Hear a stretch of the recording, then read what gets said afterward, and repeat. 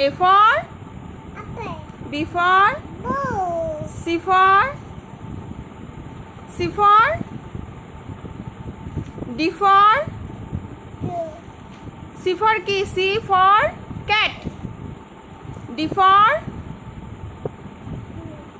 for dog dog কেমন করে ডাকে ডগ কেমন করে ডাকে বলো ডগ কেমন করে ডাকে ডগ কেমন করে ডাকে এই দিকে তাকাও বুবুন কেমন করে ডাকে ডগ গাগ্গা বলো একটু হাই লেখালেখিতে ব্যস্ত